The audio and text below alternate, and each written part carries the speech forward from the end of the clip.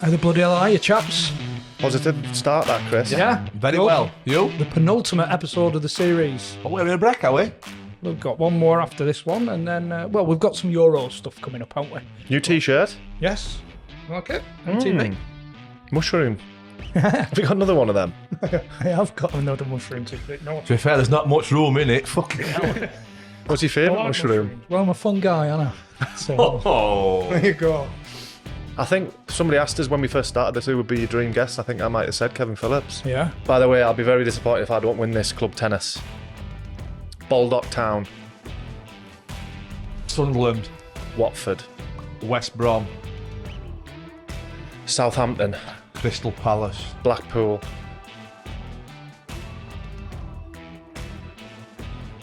Can I claim the win? Leicester, England. England. Well done, both of you, though. I think we might have missed that. I think we might have missed. Might have missed some off. Yeah. For reference. Well, should we get into it? Before we do, as always, quick mention to the Patreons. Thank you very much, everybody who's involved. That extra couple of quid a month.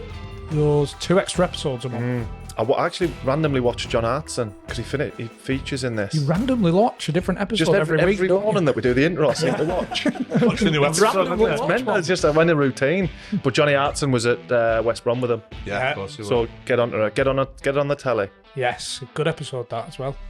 Yeah, He's, speaks very well about a lot of things, doesn't he? Yeah, so the link's in the description if anybody fancies getting involved with that Patreon. And as Especially when always, it's been there for the series and all, you're going to be at the loose end, aren't you? we've got a bloody good one coming next week, by the way.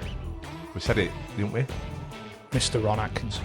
You do run, run, run. Yeah. You do run, run. Right, come on, Kevin. I want to give you some credit on those remarkable locks. That you must. How long? You've been hiding them for how many years? I knew that was going to come up. Straight fucking every time I do a sportsman's dinner, it's like, so I always, put it to bed straight away. I haven't been to Turkey.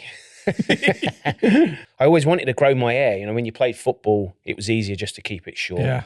My dad had a great head of hair, so let's put it to bed. It's not a turkey hair. I reckon you I'd could have tell had. you if it was. I'd tell you. I reckon you could have had McAteer's Head and Shoulders contract if you got it going earlier. Yeah, I'd only want that. I wouldn't want anything else from him. Because you rang us yesterday, and I thought it's obviously going to be about hundreds of goals that you've scored, but he just went, he's got some fantastic hair on it, hasn't he? Is this like interviewing God for you, by the way? Yeah.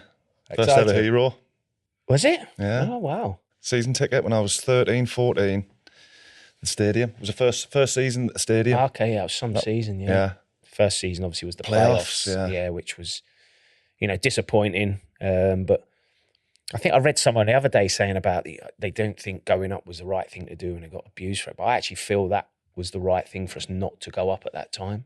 Why? Just because we had young players in the team and in the squad, and I felt like if we'd have gone into the Premier League the second year, we'd have got battered every week. I just felt like they probably needed another year's experience playing football, playing competitive football. Jody Craddock, Darren Williams, people like that. And it proved to be right. With a few additions, obviously, when we got promoted, because, it speaks for itself, 2 7th-place finishes after, our first 2 seasons in the Premier League. So as crazy as it seems, I think we learnt so much from that first season. We built a togetherness, a spirit, a team spirit, morale on and off the pitch, more so off the pitch. And it really allowed us to move forward, really, in that first season in the Premier League. Going back to you saying off the pitch, I remember because I was in the youth team, maybe 15, 16, but you seem to have a permanent residency in Romano's.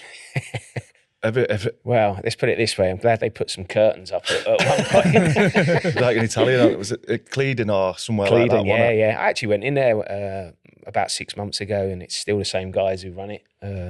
Beautiful restaurant. Reid used to live in there. Every time he goes back now, he goes for a meal there. It was. We used it as our Christmas party place venue. We used it for other venues for parties. Really, really nice place. Nice village. I always used to see Trigger. I remember Trigger. Yeah. He used to drive the gaffer about. Like, what's the crack, Triggs? He said, the gaffer was out last night with the lads nearly every week. But the team were flying, weren't they? Yeah, it was. It was, it was one of those. Reid was, for me, probably the best man manager I've had in my career.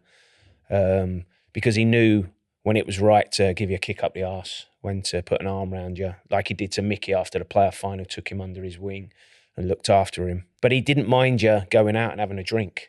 He was very one of these, if you're going out on a Monday night, then make sure you come in and train hard tomorrow. He says, I'm not bothered. As long as you're not drinking Thursday, Friday. We had to try and remind Alex Ray of that one, but that didn't go down too well. Unsuccessfully at times. But Alex still turned up and played and performed, and at times was our best player. So, you couldn't get away with it now, as you know. But back then, everyone would join in, and yourself, to create team spirit, you can't have little splinter groups. Yeah, we'll do this, we'll do it. You have to do it together. And Reid was very much one for that. So that counted for a lot, which made us successful. Do you know, talking about that man management, which of that squad, I'm speaking as a Sunderland fan here, needed a kick up the arse and a bit of a bollocking, and who was the one that needed the love? Do you know, actually, not a lot needed a bollocking, because we created a dressing room in the environment where we deal with it yourself. So you had the Kevin Balls in there that would, Kev, no nonsense. He would tell it how it is.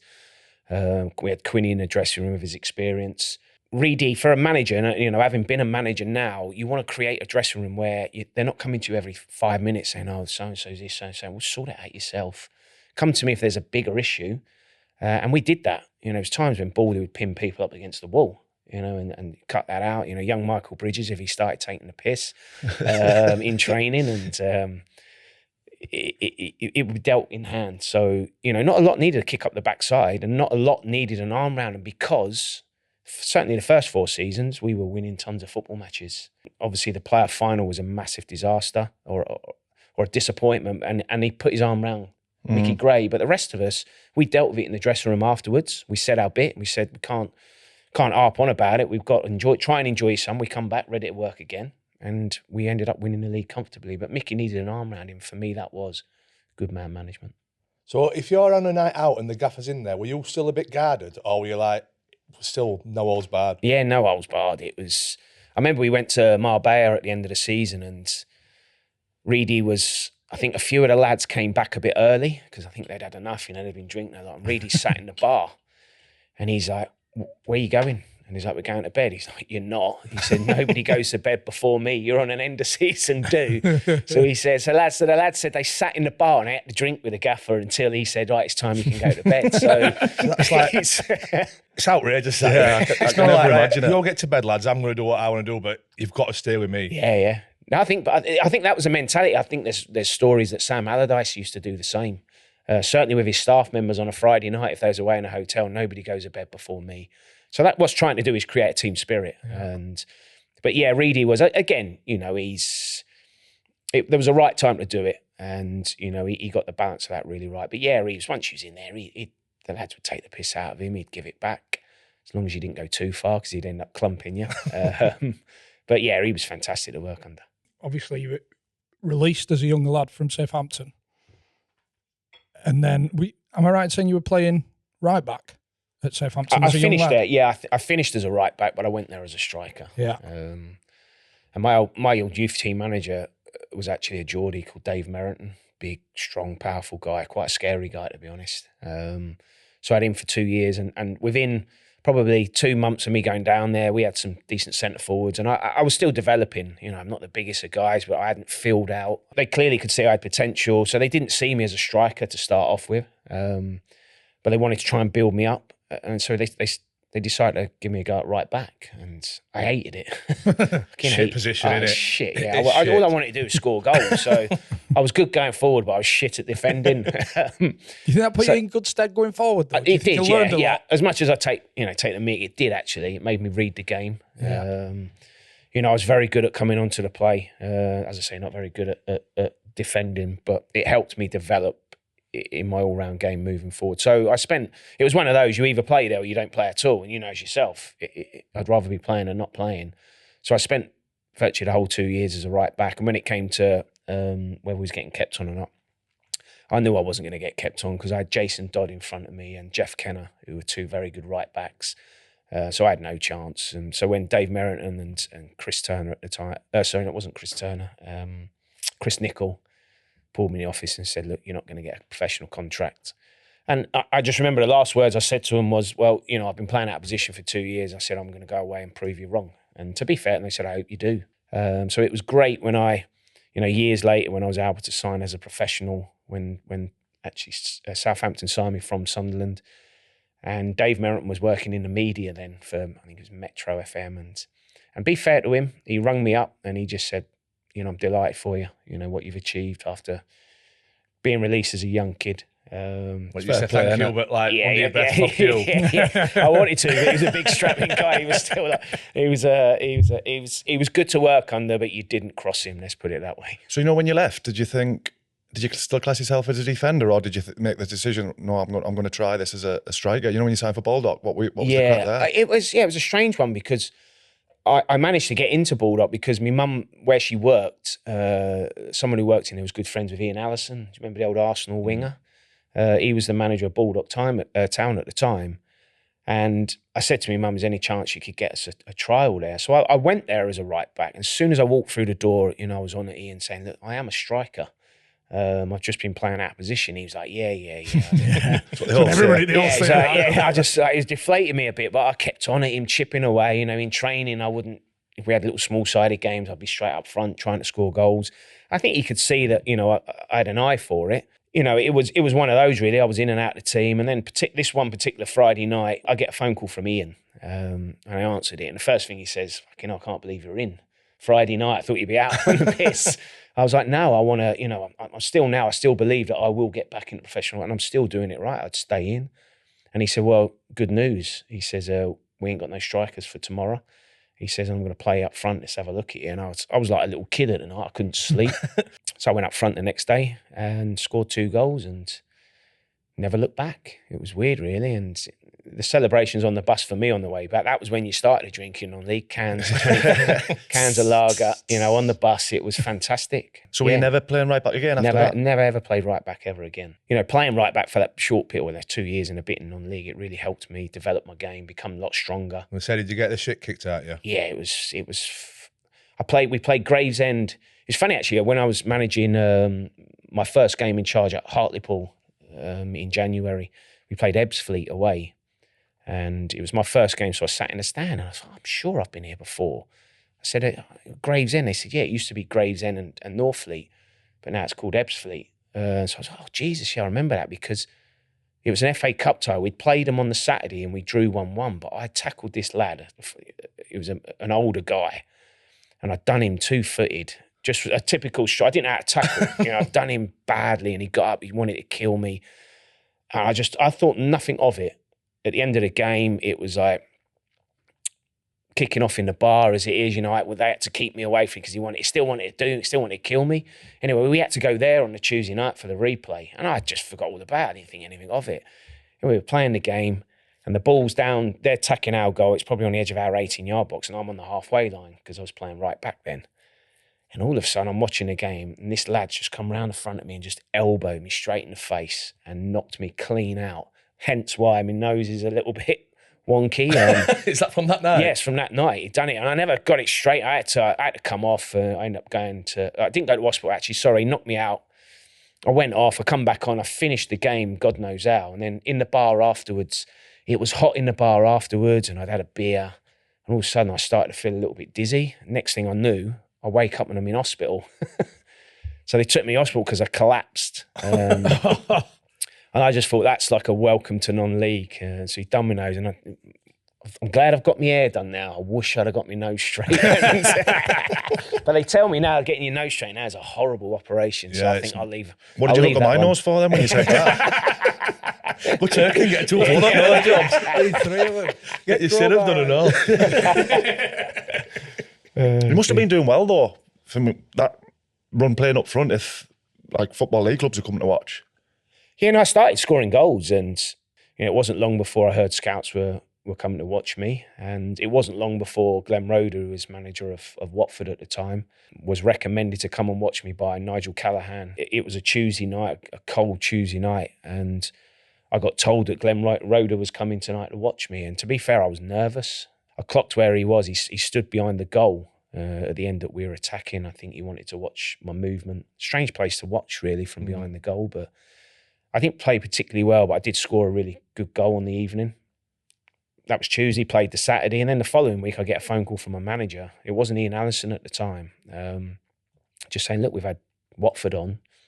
They've had a think about it. They'd like to invite you down for a trial for a week. And I was like, again, I couldn't sleep. It was just like a dream come true. Because when I came home from Southampton, me and my dad wrote to every Football League club, and we only ever got 2 replies. One was from Charlton, and I think one was from Colchester at the time. And they had the decency just to write back to say, look, sorry, thanks for the letter, but we've taken our full quota. So it was great to get this trial, and I couldn't wait to go. So I went for a trial for a week. Didn't particularly play well again, if I'm being honest. Didn't score. I thought, you are a lucky bastard. You are a lucky bastard, aren't you? I've earned it the hard way, sure. So at the end of the game, the whistle goes, and I'm a bit deflated. I thought, that's it, I've blown my chance.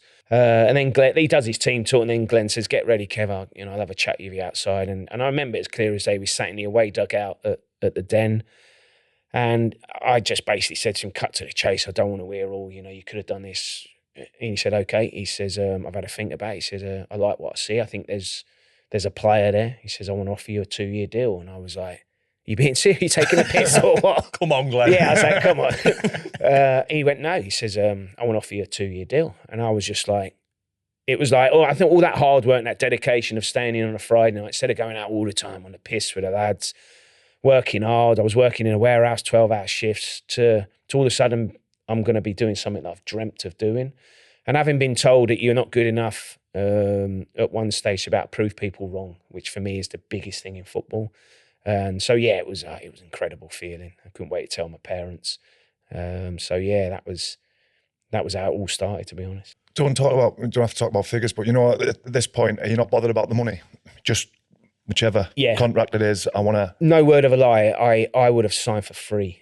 Well, I was earning 350 quid a week playing non-league, and I was working. So I was taking home at that time probably close to £1,000 a week with my work and football money.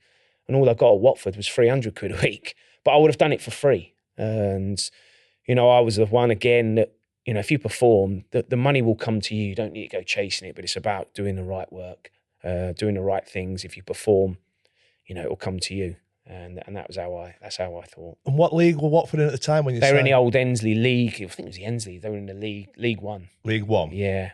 I'm not saying I found it easy, but I was playing with some good players at the time in that Watford team.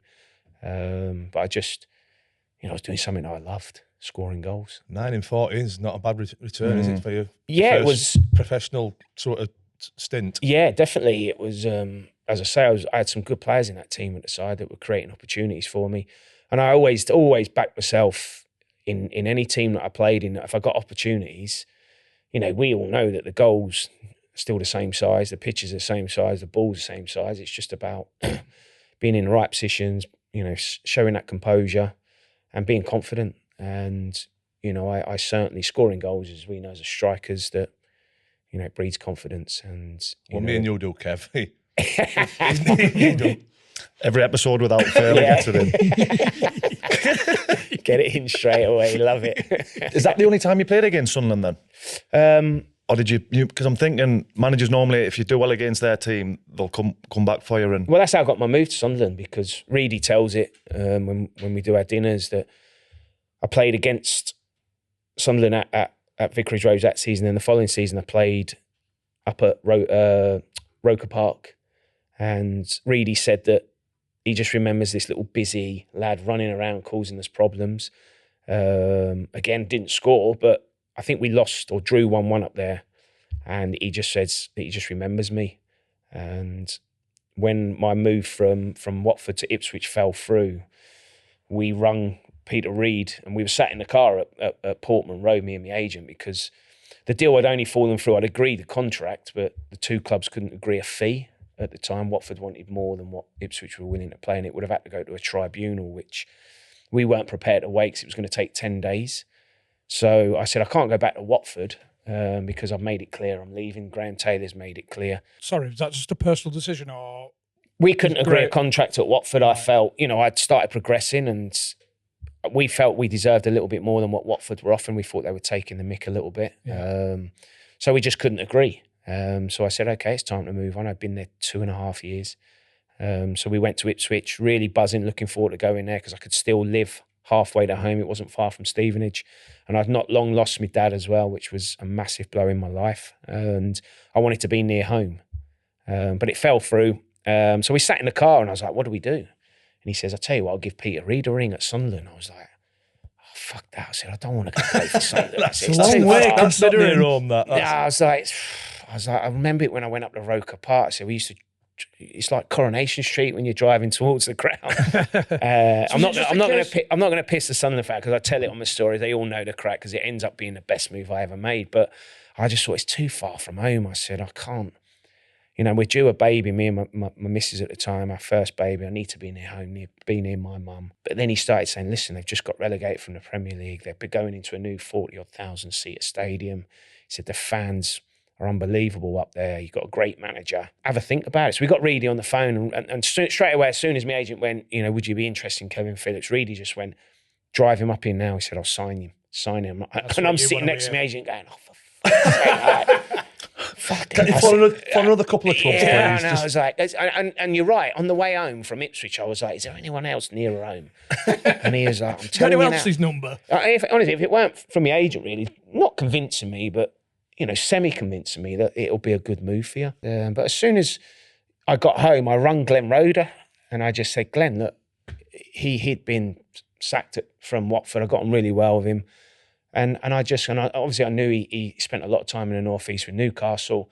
And I just said, I've got a chance to go to Sunderland. And his words were, go. He didn't even think about it. He said, don't think about it. He said, go. He said, because I'm telling you now, he said, it's a big football club, great fan base. And he said, it's an unbelievable place to play football. He said, but I'll warn you. I was like, right, warn me, what? He said, it's a great place to play football when it's going well. He said, but it's a fucking shit place to go when it's not going well. You've said that many times, haven't you? It is. It's unbelievable and best decision I ever made. By the way, apart from the distance, it's a great move, isn't it? You know, on paper originally, coming down from the Premier League, it's a fucking hell of a move. I didn't realise, and I got to admit, and I say it openly, I didn't realise how big the football club was. I didn't realise how big the fan base was. You know, I was lucky enough to get to hear the Roker roar, but you know, when I drove up Wessington Way, as you know, Wessington Way, where as you come around that corner and you see the stadium sat there, I was like, fuck, I didn't realise the stadium was going to be that big. I just thought, yeah, this is a big club. Mm-hmm. And, you know, you get to know that, you know, what the North East is like. You know, you're either black or white or red or white. You can't get away from it. And the passion of the supporters was fantastic. So I couldn't wait to get going. People, a lot of stuff's made of like partnerships, you know, Cole York, Shearer, Sheringham, Quinn Phillips. How soon was it into that? You spell at something that you thought this is gonna be good. It was funny actually because when I went to Sunderland, Quinny was ready to retire. He'd had his cruciate injury. He wasn't sure whether he was going to come back. You know, the same person. So, you know, there was really no intentions of me playing with Quinny to start off with, and it kind of like just fell together, really. You know, Quinny got himself fit and really just put us together in training. You know, people always ask, what did you used to work on in training? We never worked on fuck all. Honestly, it was like, you ask Quinny, it was just, we used to do small-sided games, a bit of shape, this and that, crossing and finishing. And, you know, I always used to ask the question, being a younger player, you know, how does this work, Gaffer or Quinny? And Reedy and Quinny always used to just say, just don't ever be any further than 10, 15 yards away from me. Just work together. He said, if that's you coming short, 10, 15 yards, or you're running in behind, me to flick on. He said, it's quite simple. And we just worked. You know, I would just work off a big Niall. He would play in the width of the 18-yard box and I would just buzz around him. And Quinny was an incredible player. You know, he was one of these that you knew once he left the ground, he was one of these players that could hang and just edit where you run. And his feet as well were just, he had such great feet as well, quick feet. And it was the same. I played with Crouchy for a year at Southampton and he was exactly the same. Great feet, good in the air for such tall men. So yeah, me and Quinny just, we got on really well off the pitch, and on the pitch, it just happened. You know, obviously you're running off him, but the amount of times the defender would come in thinking they've won it, it would go over his head, the chest and the flipping, one of them paintbrush volleys, just looped over the keeper's head. Yeah. Probably 5 or 6 goals a season like that, and you think, unbelievable. He had great technique, just great technique. Didn't panic, didn't rush it. Good in the air, good with his feet. Terrible gear.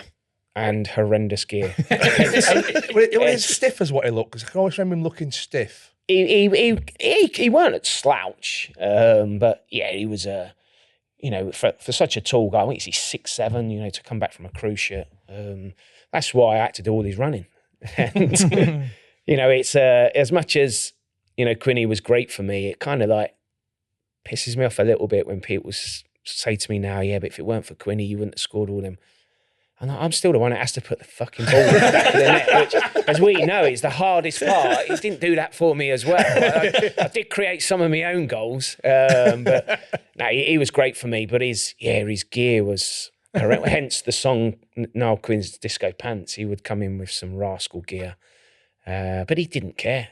Typical Irishman, laid back, would give it back, and he didn't give a shit what he looked like and what people said.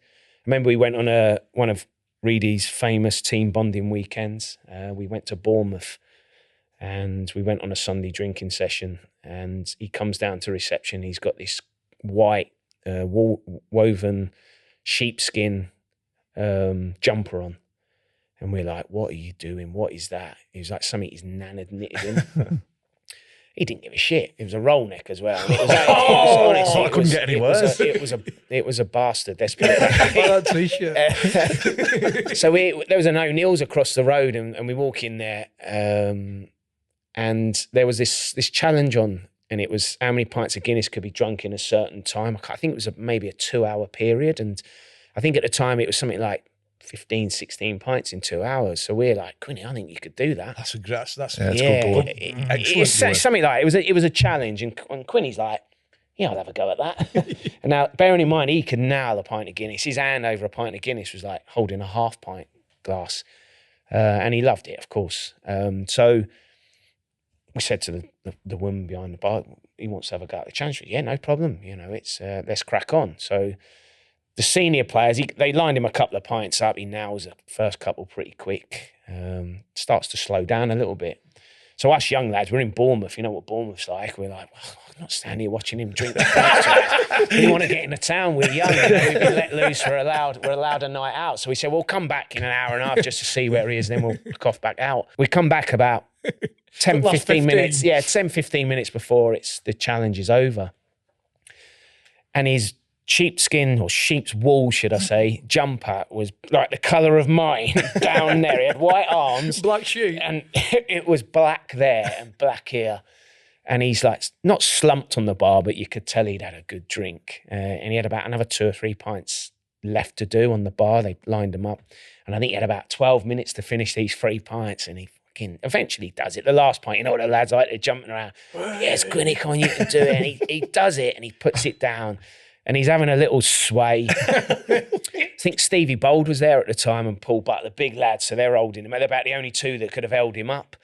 So we're all jumping up and down, singing and screaming. So we're like to the lady, what's he won? What's he won? We're thinking that he's won shares in O'Neill's for the rest of his life. He's got a free holiday. She went, oh, yeah, give me a second. She goes out the back and comes back round the front, and he's only won one of these big fucking Guinness hats. And we're like, is that it? He's just done all them Guinnesses for a hat. So the next thing we see is that the lad's just carrying Quinny off to his bedroom, thinking he ain't coming training tomorrow. No chance is he training tomorrow. We all go back out, getting in at 2 a.m, this and that. Wake up in the morning, getting on the bus, like, oh, fucking hell, we've just got to try and get through it. Reid his motto, just get through training. Who sat at the front of the bus as right as rain, bubble his enemy, Quinny, morning. You're on. But he'd had about 10 hours kit. So he was as right as rain, and we were all like that, oh my God. But he was a top man. Any more crack on Bowley? But Bowley was very sensible. He wouldn't.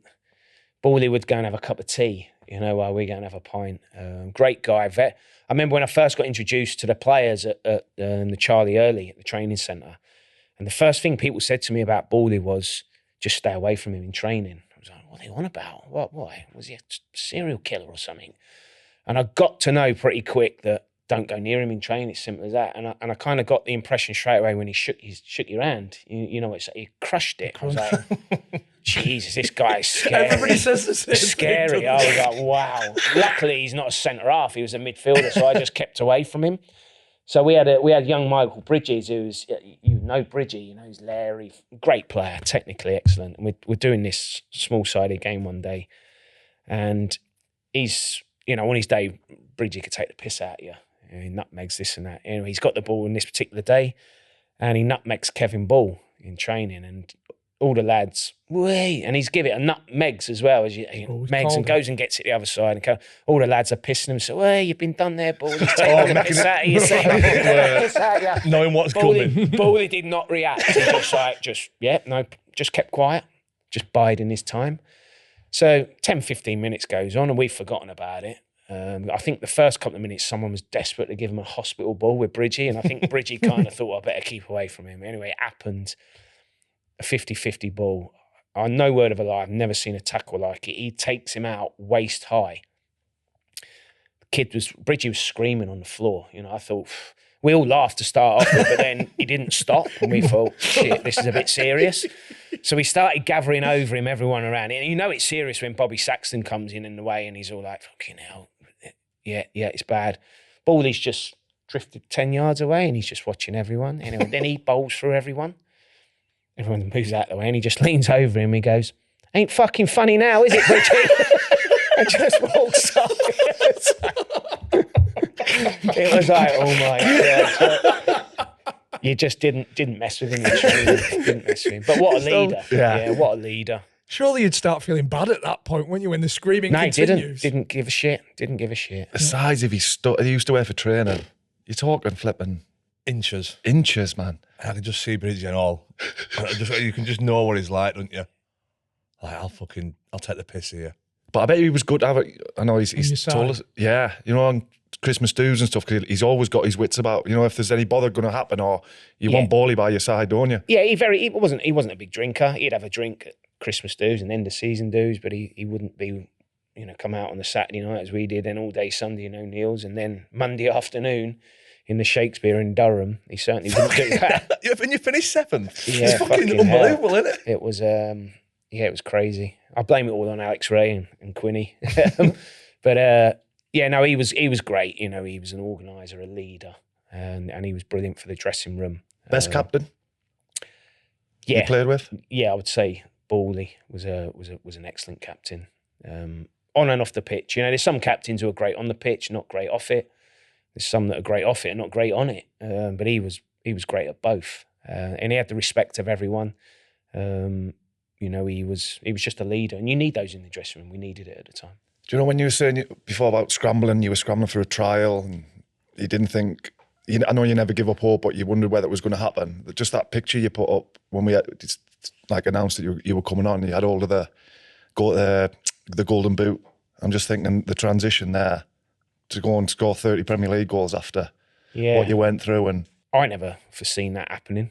You know, as I said earlier, I always believed in my own ability, but to actually, you know, come up with the goods, you know, especially in the Premier League, but I have to give huge credit to, you know, I can't do it all on my own. We had a good team. You know, we surprised a lot of teams, certainly in that first year in the Premier League.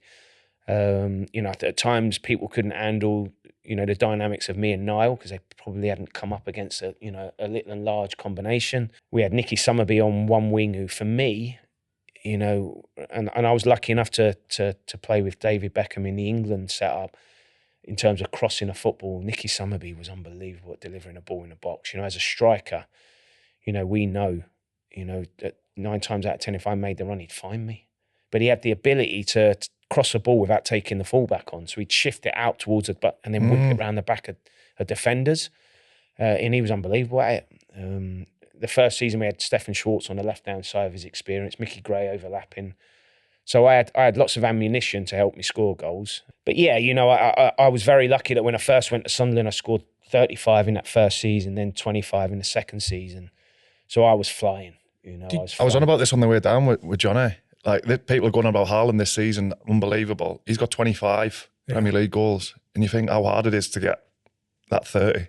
I scored 30 that season. I got 18 the following season, and people were criticising me because Didn't get as many. But I think you get 18 goals in the Premier League now. You get a 60, 70 million pound move. It's just crazy. But did you surprise yourself? Yeah, of course. Yeah. It's easy, this. It wasn't. I think it was. It's hard to really put it into words because, once you go up to the Premier League, the standard defending is so much better. So it becomes harder for me as an individual to create goals. So you're relying on your teammates. But, I think it's once I was off and running. The first game was against Chelsea at Stamford Bridge and we got battered 4-0. Remember the old Poyet scissor kick? I'll tell you, again, great man management from Peter Reid. He did the team talk on the pitch afterwards in front of our fans, just showing that we're together and, the team spirit's there. We're not going to let this affect us. And we're lucky we had Watford at home on the Tuesday night, another promoted team. And we beat them 2-0, I think it was, and I scored the 2 goals. So I was off and running, flying straight away. But I came off that pitch afterwards at Chelsea, and I think I touched the ball four or 5 times. I was thinking, this is going to be a hard season, this. That Watford game was crucial to us to get us off and running. So yeah, for me, it was just one of those, we as strikers, you just have seasons where everything you touch seems to go in. And when I think about it, I'm more pissed off that I missed 3 or 4 penalties I missed that season. So I could have been sitting on 34. And so I was more critical of myself for missing those. I think I missed 3 on the bounce as well. Were you under pressure to come off? Taking you off? Yeah. He wanted to take me off him, but... No. I just said, I don't want to come off him. Reid said, it's Reid. He said, if you It's don't not want to all come about off you, it, Reid said, if you don't want to come off him, you got my back in. Just make sure you score the next one. You must have got some penalties. Yeah, we did actually. Yeah, we got quite a few penalties that year. So yeah, I was gutted I didn't. But I think the most pleasing thing for me and satisfying thing for me was, Al Shearer had got 30 goals. Quite a few times in the Premier League. And he understood and he recognised that the quality of defending was getting better and better every season. Better defenders were coming to the Premier League. And he said before the season started, he didn't think another player would get 30 league goals in the Premier League, just purely on the, the quality of defending. And you would have agreed with him because to get 30 in any league is really hard. But once I was on 19 goals before Christmas. And so naturally I'm thinking I'm going to get to 30, surely. I got to 29 and I went 4 games without a goal and it was clearly playing on my mind. Yeah. And Reedy again, pulled me in and he just said, forget about getting 30 goals for fuck's sake. He said, just go and play your game. He said, it will come. Just relax, stop putting yourself under pressure. And in the back of my mind, I had the Shearer saying that no one would do it. I really wanted to do it. And it happened at the Stadium of Light in the West Ham game. I managed to get a header and get the 30 goals. And, it was a great feeling to do that. There's the Rodney Marsh quote at the start of the season. I think he said he thought you'd get about 5 or 6 goals. Yeah, I think like any pundit nowadays, you come out of the Championship, they automatically say you can't score any goals in the Premier League. So he might have looked at our team as well, thinking, they won't create enough opportunities to score 5 or 6 goals. But yeah, not a lot really riles me enough. It takes a lot to get me angry, but that, for some reason, really stuck with you. Got my back up. Yeah, I don't know why. We had no reason to say it. Don't say that. Just say, I hope he goes and scores loads of goals. I don't know. For some reason he did. It pissed me off. So take that, Rodney. Yeah. So it was quite sweet actually to be able to, again, prove people wrong and shove it up his arse. And I've never ever got to meet Rodney. So it would be nice. He'd probably forgot he said that now. Yeah. But hey, listen, I understand what pundits do, and So in that first season, obviously you got 19 by Christmas. Are you thinking, I'm too good for this? No, never. no, but you know what I mean. And I don't mean that in a disrespectful way to Sunderland. For Sunderland, but are you thinking, I need to be at a fucking top 4 job here? Don't get me wrong, yeah, in the back of my mind, because people, you're getting linked then. I was linked with Arsenal, I was linked with Tottenham. I remember my agent having a conversation with Arsene Wenger. I think I was 29 at the time, and he was looking for a striker I wouldn't say to play alongside Thierry Henry, but to compete with him and challenge him. And for me, being a Gooner as well, it was just like, it would have been a dream come true. But Francis Jeffers became available at the time, and he was on a free, and Arsenal plumped for Franny Jeffers because he was younger. I have bumped into Arsenal a couple of times since then, and he said, I think I possibly got it wrong. I think I should have signed you. And I'm like, fuck's sake, cheers. The chance to have played with Thierry Henry would have like been a dream come true. But I have to say, I was in no rush to leave Sunderland. Sunderland were fantastic to me. You know, I must have had four, probably 5 different contracts while I was there. And the last one I signed, I remember waking up, I was away in England duty, and I wake up to loads of missed calls and from my missus at the time. And it was Sunday morning. And I was thinking, fuck, news of the world's out today. Oh, gee, please don't let this be a bad. I think, well, I've been a good boy. I'm sure I have. So she says, have you seen the newspaper? And then my heart sunk. I'm like, oh, no, fuck. So I said, no, why? What's up? She says, oh, you're on the front page. I was like, what? She went, yeah. She said, Aston Villa have bid 15 million for you. I was like, you know, I had the biggest sigh, and I'm like, oh, yes! So, you were that interested in it? So I was like, yeah, for real? She went, yeah. So I was like, oh, blimey. So then my agent calls me, and I said, is it true? He went, yeah, they've made inquiry. They want to bid 15 million quid for you. And I was like, wow. You know, it was just, straight away, within hours, Reid rings me and says, you're not fucking going nowhere. He says, we're offering you a new deal.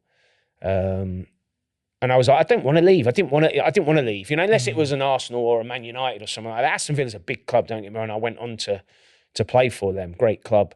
But I was happy at Sunderland. I actually thought we were going places, you know, finished 7th. We weren't far away from challenging. I think Europe every year if we'd have signed the right types of players. So they rewarded me the biggest contract they'd given to anyone at the football club at that time. So I was happy. You know, I was happy in my life, scoring goals. So I was delighted to have signed a new deal. But don't get me wrong, you know, in hindsight, you know, chance to have played at Arsenal with Thierry Henry would have been a dream come true. I mean, you said the Golden Boot winner, but European Golden Boot winner. That's £120 million player now. Mm. Yeah, do you know, I never even knew there was. It's a golden shoe. Yeah, there's a slipper as well. There's a golden slipper or an espadrille or something. Espadrille. That's the Spanish version, isn't it? I never even knew there was a golden shoe award. It was, you know, obviously the Premier League Golden Boot, and I remember Ian Wright winning it, and Shearer and Thierry Henry winning, and I think I'd love to have one of them. You know, as a striker, we all want to win honours. I won it in the Championship a couple of times. The Premier League is the ultimate.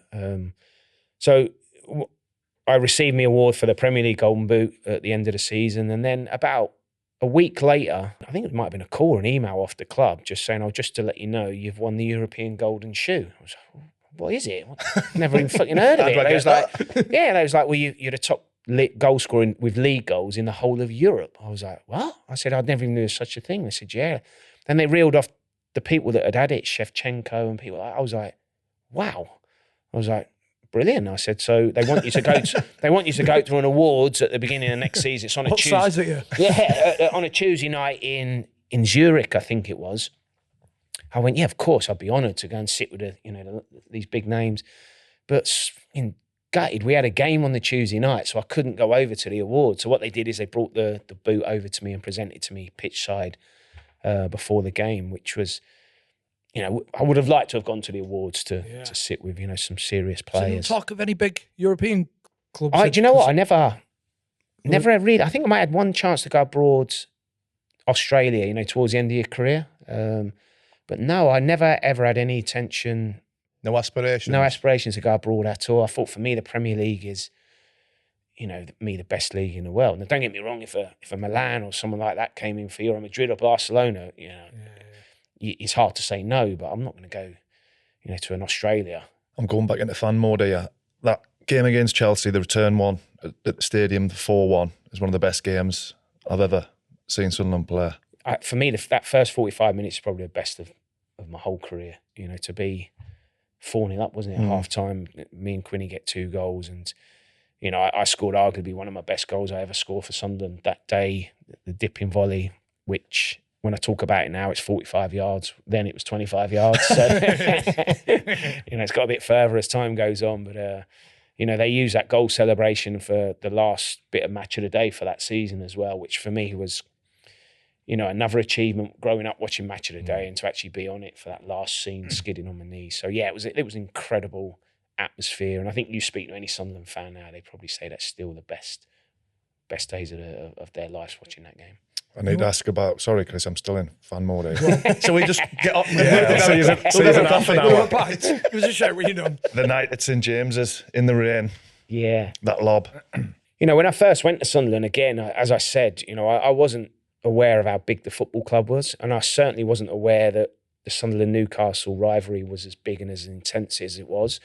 And we were flying going into the game. It was a game that at St James's, I know Sunderland hadn't won there for God knows how long, a long time. They were struggling at the time. Ruud Gullit, there was rumours that if he'd lost the game that night, he was going to get sacked the next morning.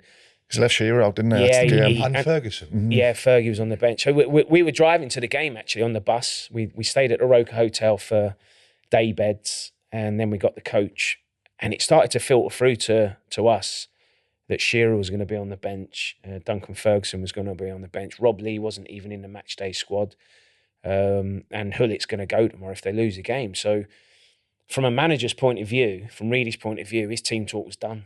It was one of those games where we just felt confident. And for me, the atmosphere before that game, as just about to kick off, when the whole crowd was whistling, was probably the most deafening I've heard it in a football stadium. It was incredible. But the hairs, I couldn't wait to get started. I think it was 1-1 going into, when I got my opportunity to score the goal and, to get the goal, not to just score at St James in a derby, but to score the type of goal that I scored in front of our fans who were up in the gods, for me was surreal, was incredible. And I felt, it's weird really, I'd scored going into that game something like 60 plus goals already.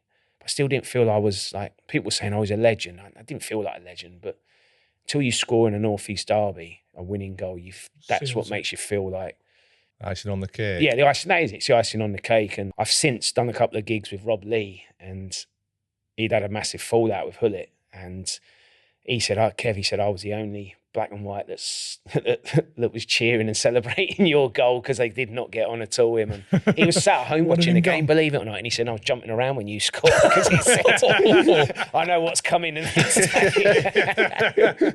So, he's the only black and whiter that celebrated that goal. Is that the game with Bally sliding tackle? Yeah. Yeah, when it hit the crossbar. Yeah. Yeah, when Bally tells that story, it probably only took about 2 minutes in real play. When he tells it, it takes about fucking 20 minutes. It's like, just tell the story, Bally. Jesus. But you can't say it to him, can you? Because he'll rip your head off. So can you please edit that bit before? It's not funny now, is it, Kevin? But yeah, it was. I was right behind that as well when he crunched. I think he went into Alan. I think it was Shearer he tried to tackle, and it's just ricocheted off him from near the halfway line. And it's left, and I'm behind it, and this ball's going. Thomas Sorensen's, I think, probably not far off the edge of his box. And it's going, I'm thinking, that's going in. It's going in. And it's like, when you see films and that, where everything's just slow motion, it just went and went and went. I think, please don't. Especially from being a selfish twat, thinking, it's 2-1, I could score the winning goal there. And it's gone over the top of Tommy Sorensen and hit the fucking crossbar. Oh, so it's just like towards his own towards his own goal. I thought it were an attempt on goal. No, it was an own goal. Like a shot on target for you. Get your coupon in. And he's gone in with Al, and I think Al's kicked it against Bally, and it's ricocheted, and it's going towards our own goal. And it's just, touch really hit the crossbar, and I think it went out over for a corner. It was like, wow. That would have been one of the craziest home goals ever, especially in a game of that magnitude. It was surreal, bizarre. It was bizarre. It was funny because that rivalry. What it's like. The hatred between the two teams. Instead of just keeping my head down, the next day I went to Newcastle with my missus shopping. I fancied some food. I went to Greg's, and I never really knew what fucking Greg's was, being a sut, but Jesus Christ, it's like there's a Greg's on every corner of the street, especially now. Anyway, I'm queuing in this Greg's and minding my own business, trying to be a little bit sheepish. I get a tap on my shoulder, turn around, and I just thought, here we go. And it was a little old lady. I thought, I'm safe here. She just went, what the fuck you doing in here? Just ordering a cheese and beer. Honestly, I just went, sorry? She went, what the fuck are you doing in here? I was like, getting some food. After what you did last night, you shouldn't be in here. I was like, fucking Sorry. Don't stay back. Are you eating in? No, I think I'm gonna get off. Get me chicken bacon, get out of here. Jesus. That wasn't a wise move. To be fair, that were I think that was taking the piss. Yeah, the nose probably was. Going shopping in Newcastle the day after. Yeah. You know, when Niall Quinn retired, did Reid consult you at all in potential replacements? No, not really. No. No, not really. Any time I ever got consulted at the football club was when Howard Wilkinson left the football club, and I got called to John Ficklin, who was the chief executive at the time, and Mark Blackburn, who was the club secretary, to his house. I was thinking, we'd just like to get your opinion who you think we should appoint next. I said, the only one out there for me that makes any sense is Mick McCarthy. You know, his experience, his leadership qualities, no nonsense. I said, I would, you know, from my point of view, I'd go with Mick. Do you think that was because they got it so wrong with Howard? I think it was however it came about, I'm not sure, but it just, you know, it didn't work. As much as Howard tried, you know, you've got to give him 100% for commitment, effort. He would try everything. We had people coming in who go into mega businesses, multi-million-pound to solve problems if they're there. We had them come in with team bonding. Geese, yeah, I remember sitting in. So again, no, Howard, bless him, you know, he loved the meeting. We'd have a meeting about a fucking meeting about a meeting. You know, I've learned now, you know, as you get older, being a coach and a manager, that, you know, that as much as if you're struggling, meetings are the worst things to be doing. You're 10, 15 minutes, that's it, get out. But we used to have meeting after meeting. So we get called into the room. Chairs are all facing a telly. So he sits down, he says, I want to show you this video. Talks about team spirit, togetherness. You know, you're not going to win fuck all if you're not all together, you know, pulling in the same, singing off the same hymn sheet, all that. So we're like, yeah, what are we going to fucking watch here now? So he says, I want to ask you a question. So he starts going around and pointing at, who's the best team in the world? Real Madrid. No. Who's the best team in the world? Man United. No. Who's the best team in the world? Barcelona. No. Bayern Munich. No. Watch this. We press play on the video. What the fuck are we going to eat? So I start seeing a flock of geese flying together.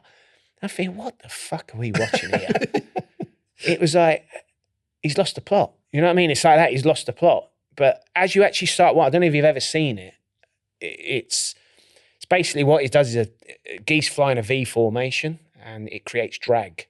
Like you see the lorries on the motorway when they're right up each other's arse, it creates drag. So what it's basically doing is pulling each other along. And they're a family, you know, they're together. So when that front geese gets tired, what he does is he just falls to the back and someone takes over. So basically what he was saying is actually spot on about teams sticking together. One gets tired, you pick him up, dust him down. We go again. And I actually kept that video because I thought it'd be a good one to show, you know, maybe in future generation or future time. I haven't, but it was just... I think you've lost the fucking plot. Yeah, no, yeah, exactly. So yeah, what he was actually saying was spot on. So, you know, but he tried everything, but it was just one of those, we were doomed. Even when Mick come in, he couldn't save it. The club probably recognised at that point, when at that time was probably the wrong decision. Did you know that your time was up then? I didn't, to be honest, but when we got relegated, from the club's point of view and financially, I had to be moved on. And my 6 years there, I didn't want to leave. Mick come in, and you know, it was clear that I wasn't going to stay at the football club. So that was when I ended up going down to Southampton, which was, it was a shame, and it was a shame the way it ended. But you know, all good things come to an end. Before we go on to South, I just want to speak about the England thing, because I hear people talking all the time. Like I hear Les Ferdinand say, were you frustrated at not getting as many caps? And you never get a mention, because you were scoring obviously all these goals, but it was always Ferdinand, Sheringham, Sutton, players at the top of the Premier League maybe. But they never say, oh, Kevin Phillips was scoring more than any of us. Yeah, the way I look at it, yes, I was, but also on the flip side of that, you just reeled off, you know, 4 or 5 strikers there. You know, you got Michael Owen, Robbie Fowler, Shearer, Letizia was flying at the time. I was competing with 8, 9, 10 good English strikers, whereas nowadays you're competing against Harry Kane, Ollie Watkins. You're scoring more than a lot of them. Yeah, exactly. Yeah, but it was one of those, you know, Kevin was never ever going to drop Shearer. He was always going to play Michael Owen. We had Andy Cole as well, was flying. So, you know, I look at it in a way that I was privileged to get 8 caps, and that's playing for a team. And no disrespect, you know, the fans know I don't mean it in that way, but I'm playing for Sunderland. You know, I'm not playing for Arsenal, Liverpool, Man United. If I'd have been playing for them, would I have got more caps? Yes, probably yes, is the answer to that. But nevertheless, you know, the most disappointing thing for me about my England career in terms of appearances when we went to Euro 2000, when we got knocked out in the group stages, and I was going into that, the Premier League and the European, you know, Golden Boot winner, and I never got 1 minute on the pitch. And we were struggling in games, you know, when you think we need a goal. I was like, at one point, I'm fucking literally staring at Kevin Keegan while the game's going on. And at one point, I swear I went and started stretching right in front of his face to say, I am here. You know, get me on the pitch. But who were the other strikers then, Kev? Well, it was Michael Owen, Shearer. I think Robbie was on, Robbie Fowler. It was between me and Andy Cole who went, and Kevin left Andy Cole at home. So that was the most disappointing thing, especially because we never got through the group stage. We needed to score goals. But, you know, he always tended to stick to Michael and Alan. So when you've come back from that and you've not played a minute, are you thinking, I wish I'd have just took fucking Cole? Or did you enjoy? You must have enjoyed the experience, but you're thinking, just fucking take Cole and I could have been on holiday. No, I wouldn't. It's a privilege to play for your country. And, you know, the experience was excellent, travelling with a team. You know, you don't realise how big England is when you take over a hotel, you travel, you've got, you know, police escorts. It's a different level. So, yeah, I would never want to take that experience away. But, you know, it got to a point, actually, I was in every squad for 2 years, but it did actually get to a point where I just thought, do I really want to go away with England this week? Because I know I'm not going to get on the pitch. And like you say, I could have a weekend in Dubai or something. You get 4 or 5 days off. But no, I always went and give it everything I had, because I knew that, you know, once it stops, it's gone forever. Were there other options other than Southampton when you did leave Sunderland? If I'm being honest, no, not a hell of a lot. You know, I think just in terms of the financial side of it, Southampton came in. I did take a pay cut to go to Southampton, but not as much as what Sunderland were hoping I'd take. And, you know, as soon as Southampton come on, Gordon Strachan was fantastic. He made the effort to want me. And unfinished business, did you feel? Yeah, and again, it was one of those, you know, what a chance to one, go back to the club that said you're not good enough, and 2, they played in red and white as well. So it was... And, you know, I knew what a beautiful part of the country it was. And, you know, I spent a long time down there. So, yeah, Gordon Strachan was fantastic. It was a shame he lost his job quite soon into my time there. And then it became a bit of a struggle. It was a bit chaotic then. Yeah, we had loads of different managers. Redknapp. Paul Sturrock, Steve Wigley come in, Harry came in. You know, it was an up and down. And again, unfortunately, that ended in relegation as well. So, you know, my relegations were starting to rack up at that time. Is your stock still pretty high though, even though Southampton got relegated? Are you still thinking, I might get another move here? Well, yeah, you know, and then, you know, it's just bizarre how football turns out, because, you know, I said earlier, when Aston Villa bid that 15 million with David O'Leary at the helm, that's where I left Southampton, went back to Villa. I went to Villa when David O'Leary signed me, and I remember having a conversation to him. He said, eventually I've got you. £14 million cheaper, wasn't it? Was it $1 million they paid for you? Yeah, only £1 million, yeah. So it was, you know, it was... A few more miles on the clock, though. No? Yeah. That's a bit rude, Chris. I would go as far as to totally disrespectful. You know, I'm fucking a bit rude. You're fucking kidding me, or what? It's at the end of the interview, is it? Cheers, lads. Basically, Kev, when you went Villa, you were fucked, mate.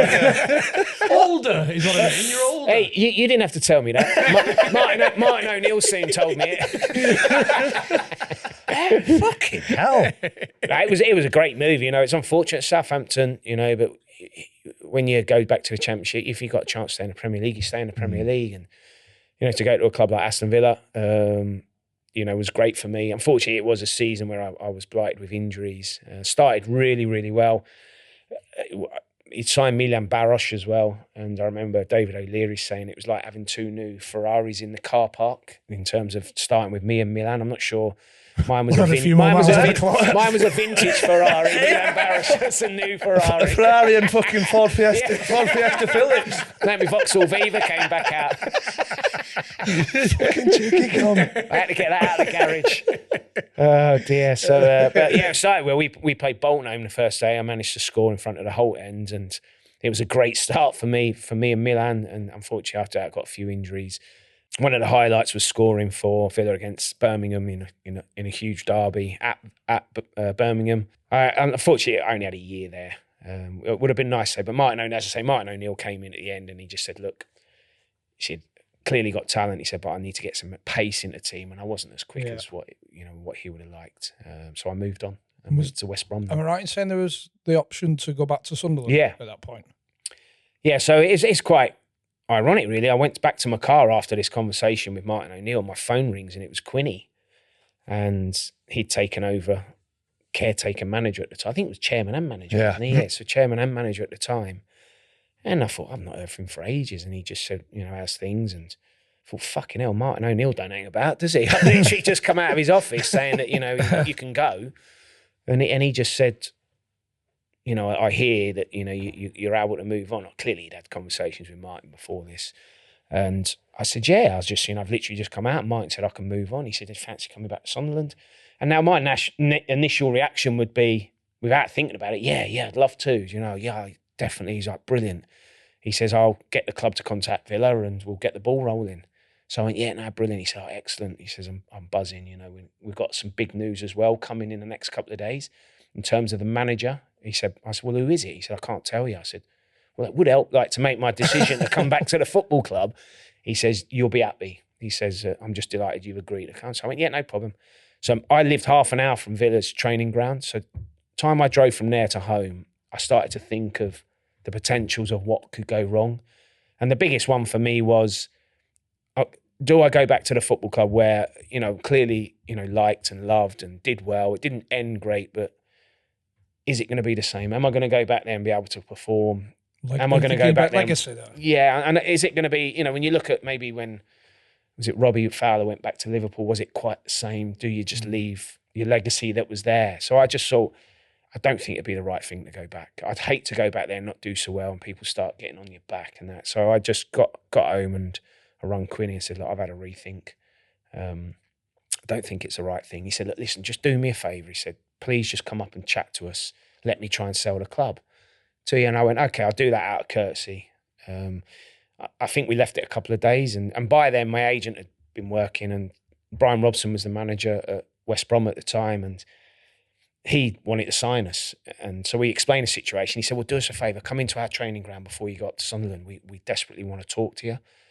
Now, what I've learned, yourself, that in football, when a manager wants you, fucking as soon as they get in the door, they're not letting you leave. So I get in the training ground at West Brom with Nigel Pearson and Brian Robson. By the way, two scary men, especially Nigel, saying, I want to do this, do that, do this. And I'm like, okay.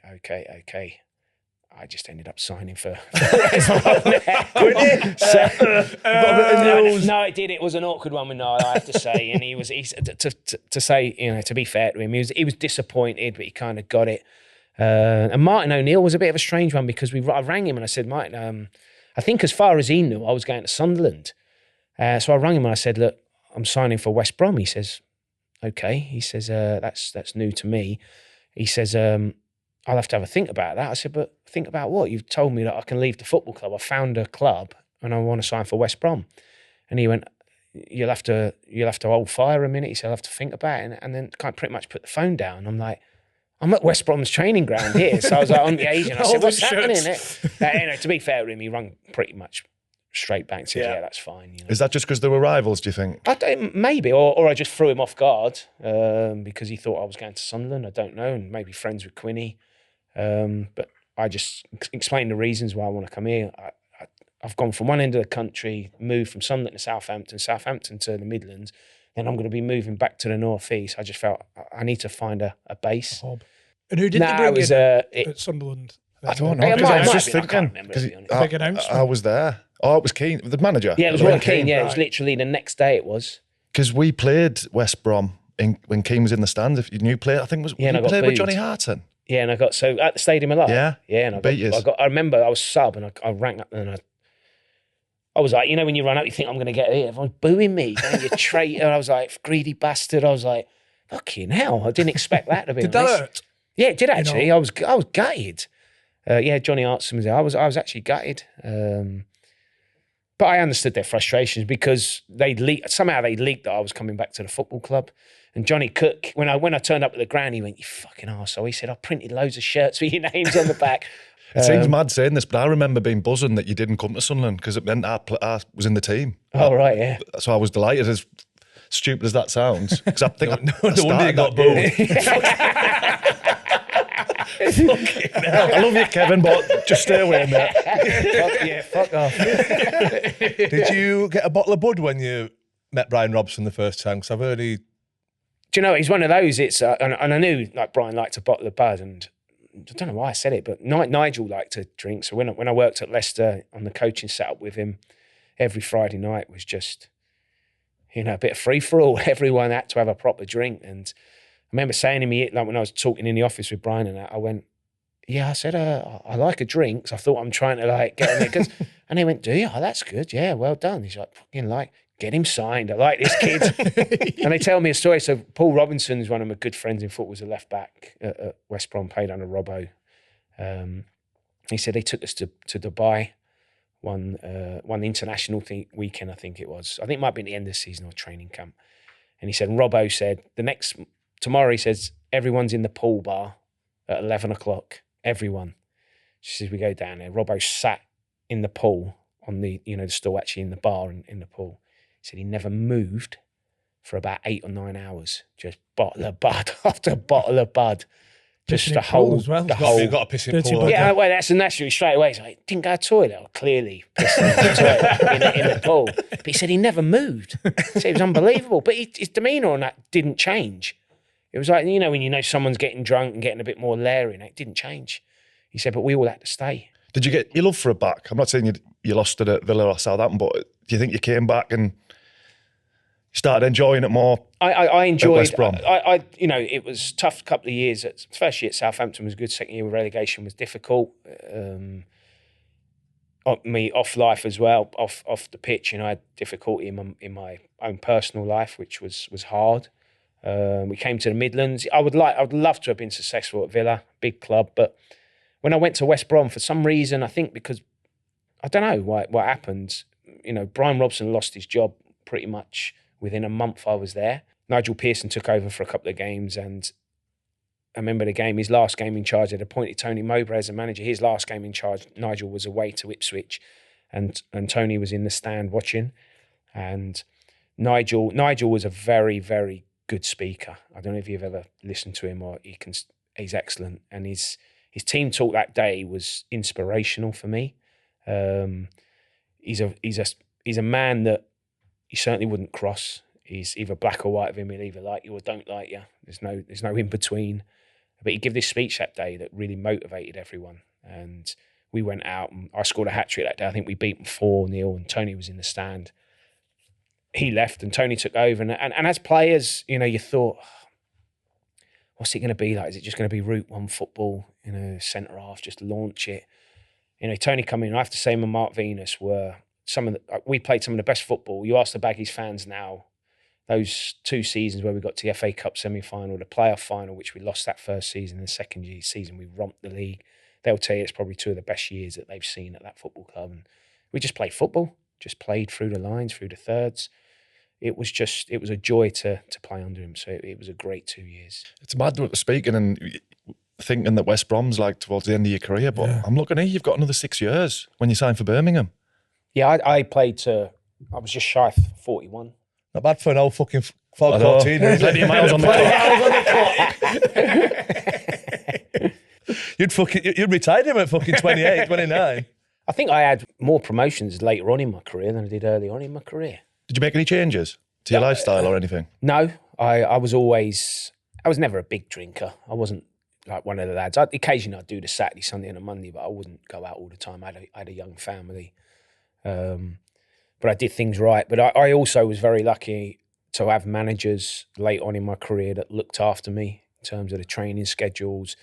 Ian Holloway being one who, I don't know if you've had Ian on, but he's a top guy, mad as an atter, but so enthusiastic, but was brilliant with me. So when I signed for Blackpool, he would say to me, if you play Saturday, you don't need to come in Monday, drive, because I was commuting from here to Blackpool, which was an hour and 40.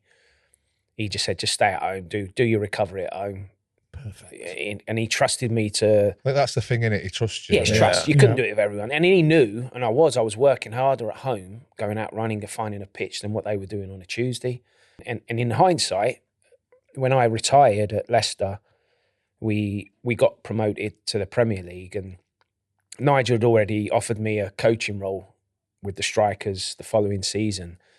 And I wasn't sure whether I wanted to do it, but he said, just have a go, see if you like it. If you don't, it's no hardship, you know, you just move on, you know, it's no problem.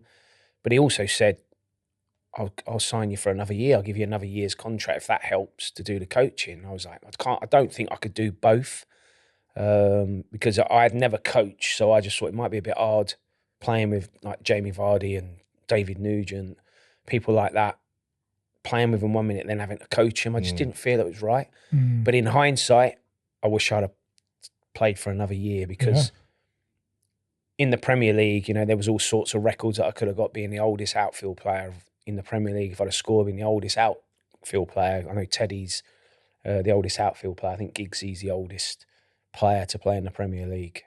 What's your favourite Holloway story? There's some mad stuff about him. Yeah, he was... It was always something different every day with him. You know, his enthusiasm was just second to none. And, you know, he'd come up with daft things. So we'd be... Actually, this room kind of reminds me of one team meeting. We'd had our food and he wanted to do a bit of shape. And he's like, right, clear the tables. So he's got the 11 up, put us in a shape in this size room, and he put another team against us in the shape. And he was just moving around. So you imagine like attacking that way, 11 here and 11 that way. If the ball's over there, take your shape. We're all like moving. We're just had dinner.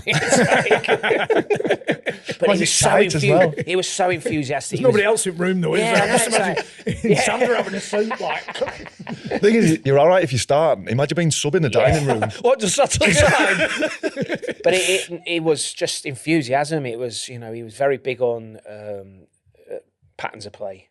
You know, he's very successful at Blackpool. We get to the playoff final, which unfortunately, for Palace. So when he left Blackpool, he went to Crystal Palace, and then I signed for them in the January, and then we scraped in the playoff. When I signed, they were flying near the top of the league. We eventually just scraped into the playoff, so confidence wasn't high, but we managed to get to the playoff final. And I was lucky enough, he put me on with 25 minutes to go of the real game. I got the penalty, scored it, then we finished extra time and won. So we're on the bus on the way back to the hotel in the city, ready for a piss up. And the lads had drunk the drink already on the boat, we said, can we stop at an offie? And Olly's like, yeah, of course you can, no problem. So Olly used to take his wife used to come to all the away games. She'd come on the bus with us.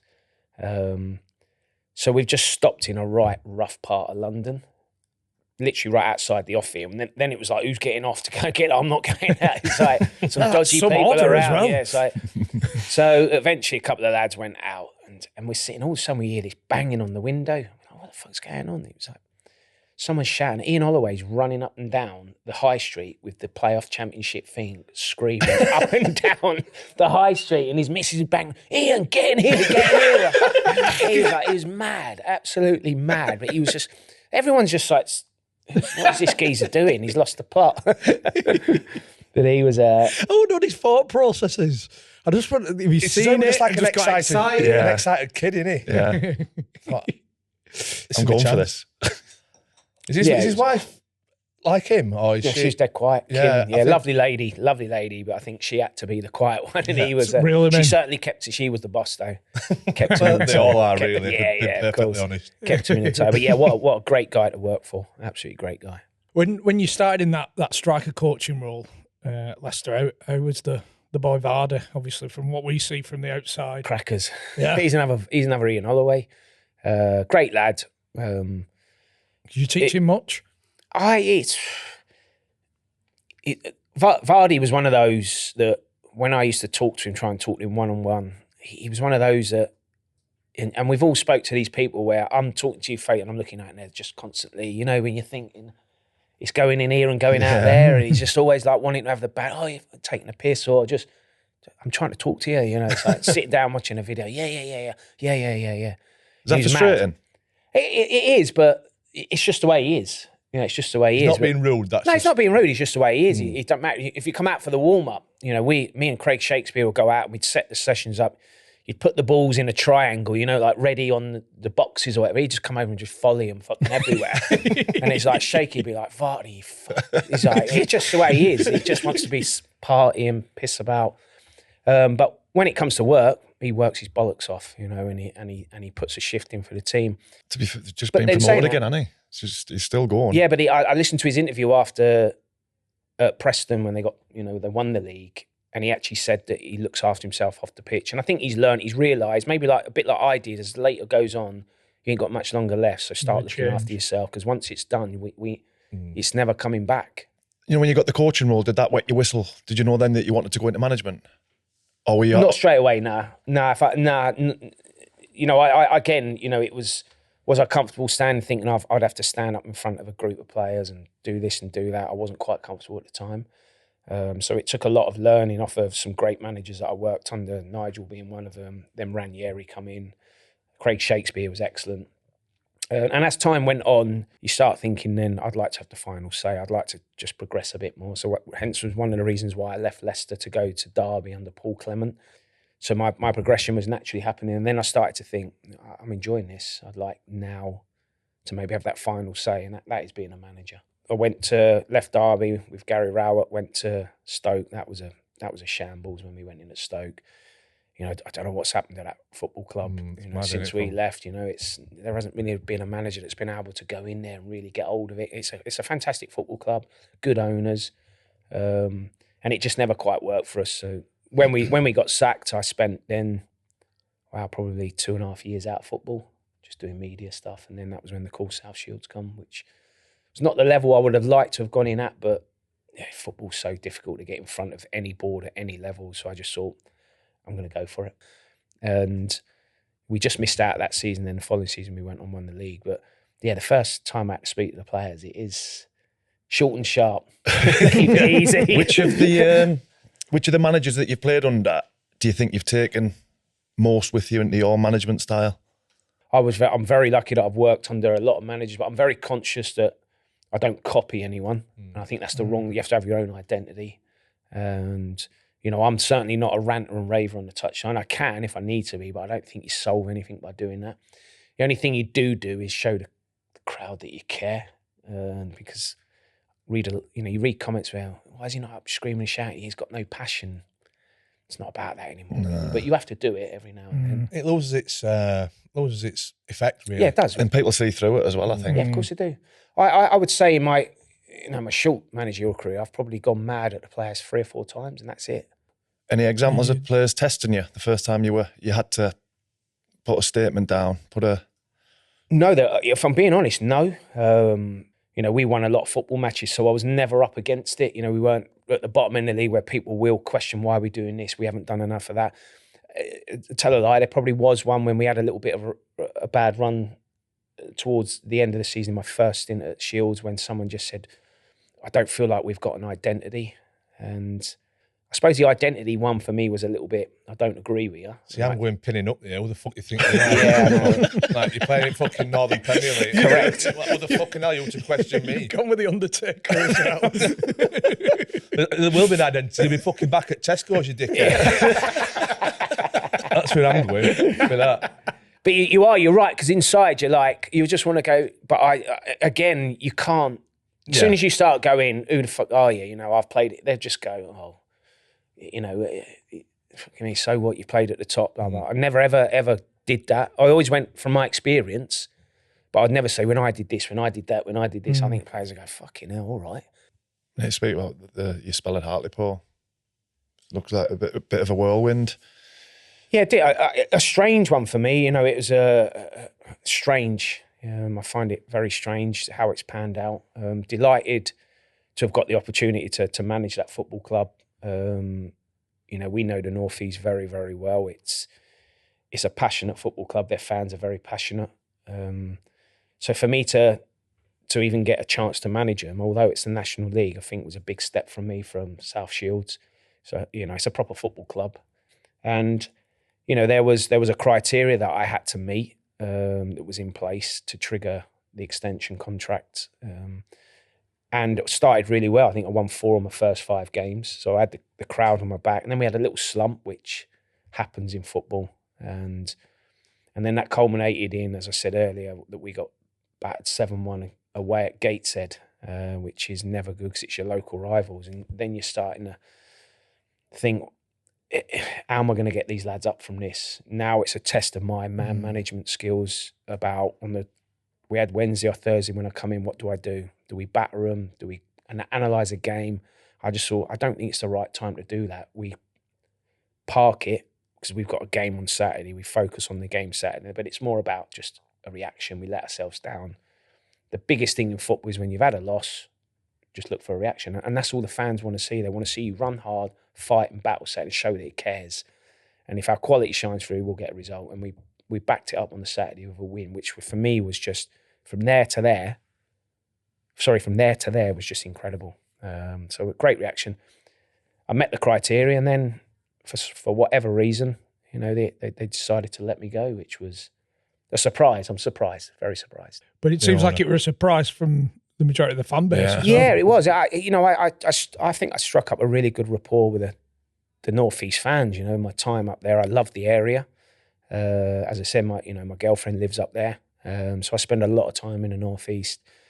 So I felt like we could build something. So I'm disappointed. Just on that, I would say, I have to say the owner was excellent for me from day one until that 1-minute phone call when he told me I'm not going to be kept on. But apart from that, he backed me, gave me the money to get players, etc., etc.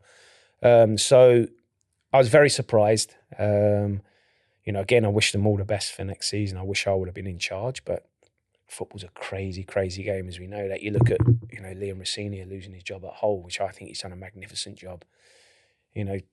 Collins at Barnsley, it's a ruthless business, and you accept that when you go into jobs. But I was very surprised with this one, I have to say. Do you ever think, I tell you what, fuck this? Fuck this. Yeah, that's right though. No, you're right. And at times, even when you're in management, you think, what the fuck am I doing? Seriously, what am I doing? especially when you've won 4 games or whatever, then you've drawn one, and then you get abuse off the fans, and you think, fucking hell. What am I doing? And the 5th and the 6th going at Gateshead, just like... Yeah, I was, honestly. Nah. That was the only time I've gone over the 4th official, and I said, I'm being serious now. Can you get a message onto the ref?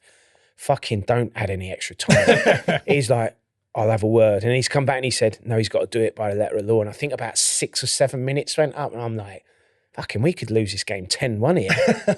It was like, it wasn't good, that's for sure. A few people brought up this image of what was being discussed at that point. We can get it up on screen. Yeah, was it the Jerry one? Jerry's getting the Undertaker. I can't remember what happened. But it looks like you're having a bit of a crack. Yeah, that was what's his name? Who I'm talking to? Edie. Darren Edie. That's it. Yeah. Yeah, we were just having a laugh about it, and I think Quinny and look at these fucking big 3 idiots here. Yeah, just let them crack. There's no way we're getting involved with them. I'll tell you something though. God, they could shift some pints, them 3. Quinny, Jerry Taggart. I play golf with Tags most Thursday mornings, and I'm looking forward to showing him this picture. Yeah, that was Jesus. I got a feeling the that's the beady game. eyes are out there from Jerry. I got a feeling that's the game when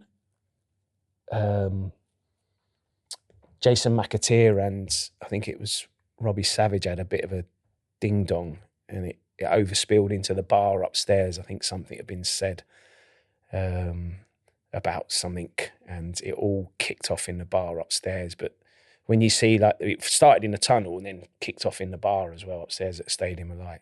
Properly kicked off. Was it Stadium? No, it might have been it was actually at the Filbert Street. Sorry, it wasn't at Stadium of Light. Yeah, and it was like there was punches being thrown. Did you get involved? No, I didn't go up. I didn't go up to the bar, to be honest. So I think I got straight on the bus. Sat in the corner with Edie, haven't you? Yeah, just know when them lads like that gets going, you do not get. And you had big Stevie Walsh as well, didn't you? You just think you don't get involved with them lads. Just let them crack on with it. I mean, we've had all them 3 on Tags Elliott and Walsh. Do you ever like think, fucking hell, I'm playing against these 3 fucking hooligans today? Yeah, it's just try not to get near them. You know, try not. It is though. It's just try not to give them an opportunity to kick you. You know, just try and play off them, play in between them. They were 3 big lads. Tough. Let Quinny take it. Yeah, let Quinny go up against them. That's why there. Look, he's getting involved. let Quinny take the shit. I'll score the goals and get the glory. Yeah. Did you see many tunnel scraps? What was any stand out? Yeah, we played Derby at the Stadium of Light, and remember Daryl Powell? Yeah. So the Derby midfielder. So him and Alex Ray were having a bit of a ding dong during the game, and Alex has done him. So he split his eye straight across like that. So Daryl's like, the game's going on, he's chasing Alex around the pitch. He's saying, I'm going to kill you, I'm going to kill you. So Alex is like, has he given it some? So Alex, by this time, had started drifting towards the ref, saying, how much longer are you playing at the end of the game? And even the ref went, I'll give you a heads up, just start making your way towards the tunnel. So everyone knew what was coming. As soon as that ref went, Daryl was chasing Alex Ray. So it gets towards the end, Alex is like, whistle goes, Alex is like sprinted down the tunnel.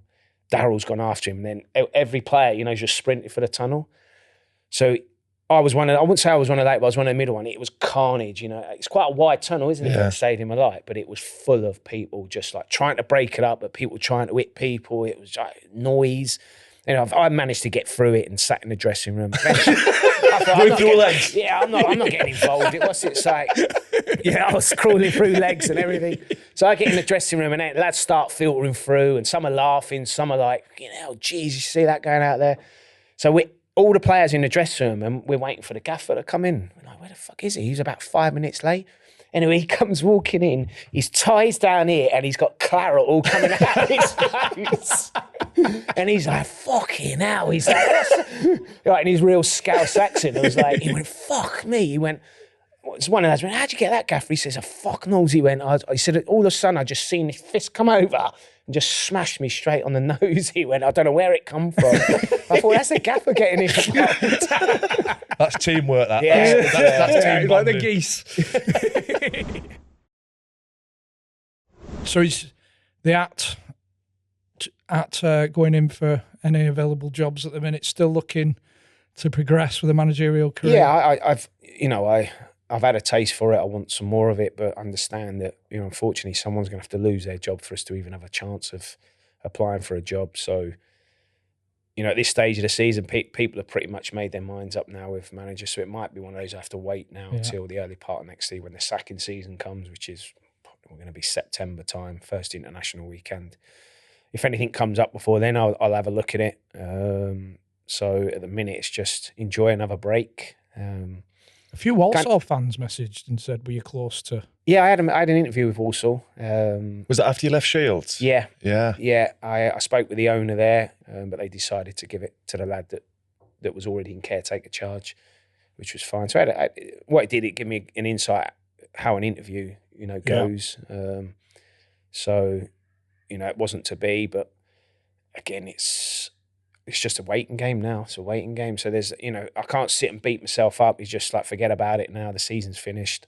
I've got doing a few bits of media work for the Euros in the summer, which I'm looking forward to. I've done this today. I'm doing, Sam Allardyce has got a podcast as well. So it's not as good as ours, though, is it? I don't think. But just say it's all right on that. We'll have him on, like. So I've got that lined up. Then I'm doing coaching in Croatia for a week. So the summer will soon fly by. But the hardest one will be pre-season, when there's, that their footballers are back training and there's no football on. That'll be the hardest part. So I might have to go on holiday for a bit. What's been the biggest learning curve as a manager in your 2 jobs? The biggest thing for me is dealing how to deal with players and how to tell them that they're not playing football. They're not starting. I always thought Mick was the best at that. MacArthur. Did he tell every player individually, or would he? I don't know if it was every player, but when you did have the conversation, he was just that honest and that brutal. You just couldn't say anything else. You just thought, you know what, I agree with you here. See you later. And that's the art of good management. Your player comes out, you go in here angry, and you come out and you've agreed with the manager. Yeah. You're fucking right, mate. I should not be playing. I am horrible at football. I am shit. In fact, I don't want to play anymore. That's me. Thanks, mate. All the best. Take care. If you could score one goal again, which one would you pick? It's a toss-up between the Newcastle goal or probably be the Chelsea goal at the stadium. Did you chest it? Was it a chest? No, it just come across me. It's like a bounce and then just cut across it. I'd probably say that. You know, the St James's one, but because it's at St James's, it's not in front of your own fans. But the noise was just incredible when that went in. So I would say definitely that one, 100%. I'd love to have. I'd only had about 4 opportunities to score for England, but I'd love to have scored for England. That was like another slight regret that I never got a chance to do that. I actually went round the keeper. We played Malta away. I thought, it is my luck. You know, my England, I got 8 caps, and I think I only started 5 games. And one of them was Malta away in early June at 3:00 in the afternoon kickoff. I thought, how's my fucking luck? It is red hot. And I'm starting. I was like, gee, it was the shittiest game you've ever seen because of the heat just killed it. But I got an opportunity. I went round the keeper and I had an empty net, a bit of a tight angle with my left foot, and I put it into the fucking side net, and I thought, I'm going to get battered here off the press. And hence, I got like abuse in the press after. You know, they used to mark you out. I got like a 4 out of 10.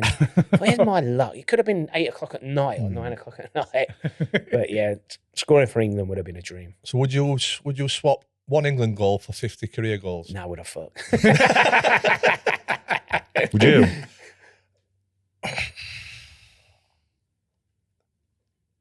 Yeah. Like 180 would be all right, wouldn't it? How many did you get in your career? 225. That's good. How many appearances? 680. Do you get 250 league goals? Over 250 league goals? Yeah. I think I got 284 altogether, but over 250, yeah. I was going to say, that 50 that I'd have to give away would probably be You'd be minus. 80% of my career total, so I'm sticking with them then. 400 games, minus 18 goals. But one England goal. Yeah, that's it. Kev, thanks so much. Brilliant, mate. Thank you very much. Really enjoyed it. Cheers, going gents. forward. Thank you. I need to get a picture because my brother will throttle us. Really? If I don't. Yeah. No problem. Cheers, Thanks, chaps. James. Thank you. Can I start this? You can. Yeah. Just to wish the magic man behind the camera Oh, many congratulations. congratulations. Yes. That's him I'll clapping. clap as well. Engaged. Yeah, bless you. engaged. To be married. Stag do come in. Where are we going? Is it Thailand or Benidorm? It's a toss-up. Well, I've been Benidorm, so I fancy Thailand. Shall we have a week in Thailand? Definitely did not have Matthew down as a Benidormer. I think you're giving it to peer pressure there. It's not his choice. You've got to think about your guests, haven't you, on the wedding, at the stag do. Were you nervous then? Like, A little bit, yeah. First thing I could Could tell. Yeah, Yeah. a little bit. Edgy Like jump, we're you just wanted to just cuddle and embrace him, didn't you? I got my picture though. They'd be pleased to know. Is that the first guess you've said, oh, we need to get a picture? I think so, yeah. It was more for me brother. I'd getting a bit of stick. By the way, some goal scoring record and all. Unbelievable goal scoring record. Just seem to carry on scoring. Yeah. We're not all can do that, can we? I'm sure. I mean, I'm not usually that clued up on my stats, but I'm sure he was leading goal scorer in the Championship at 35, maybe even older in the Championship. At West Brom? Yeah, and you think about all the young guns. But he was sharp when he was younger, but he wasn't rapid. Never lost pace, did he? Never lost it. Yeah. It's just the same. You know where the back of the net is? You know where the back of the net is, Chris? Yeah. Very Evidently. true. Should have had a look. You should have put it in your sat nav, Chris. I expect it from him. I know, but You're better I than- was you're waiting better for than it. I that. give a pause. He didn't come, so I stepped in line. You're better than what I'm he sorry. is. I apologise. What do you mean he's better than what I am? But no, some career Yeah. and the longevity. Hopefully, he gets another job. Yeah. Because I'm going to be Well, he's done support well. whichever He's team. done well in the clubs that he's managed. I know his stock's still high. Yeah, but it's so difficult at that. To get going, it would seem. At that level, we're going to say then. We're going to batter Kevin Phillips again. No, but any level, it seems. You know, you how need many to- guests that we've had on that want to get into management, and all of them saying the same thing about getting the foot in the door in the first place. I was speaking to someone the other day who was out of work, and they applied for a job in League Two, and there was 500 people applied for it. Applications. 500 applications. That's what I don't need that stress in my life, me, Chris. Do you? You know, like Like, thinking what about chance have you got? want to get a job and all that. Yeah. Well, we're going to be back next week with the final episode of the series. So if everyone's going to be bored, they're going to be wanting to download Patreon, aren't they? Yeah, I mean that's a good idea if you still want them episodes and the back catalogue as well. So if you wanted to just carry on listening, there's how many episodes on there now? Oh, fuck. 140. Thousands? Yeah. 140. But there'll be 140 back catalogue episodes to go at. To keep you going over the summer Yeah, quid. definitely. on your run £3 For for the less than a most. cup of coffee a month. Yeah. while you're on the beach, Yeah. driving to work. I was actually looking the other day, £3.29 for a McChicken sandwich. So just not one McChicken sandwich out a month. Yeah. So you can Or a get Big some more Mac. entertainment and you'll be healthier. Yeah, exactly. Changing lives. Yeah. Changing Been very people's lives. bready the last couple of days. Very bready. Not really. Well, to be fair, I had poached egg beans on toast. So shoot me. When? Right. Yesterday morning. But you see, your words were, I've had more bread today than I've had in the last 6 weeks. Yeah. So that's... So I did I have I had a sandwich as well, I think. Not that I was watching. And you were complaining about that when we got to the Italian. And then I saw you. Yeah. Door Couple of double balls for the road. Yeah, I'm like a crack addict, aren't I? put it in front of me, I'm going to fucking hate Best it. bit was Anyway, every time his hand went in the basket, he just went, fuck off. As if like we were forcing him to have that. It's mad at myself. So, He's waving at us because Matty Everington's outside, so we best crack on. yeah. Thank you. Yeah, thanks See you for next watching. week. We'll see you next week. Cheers. That Patreon link's in the description if you fancy having a dabble.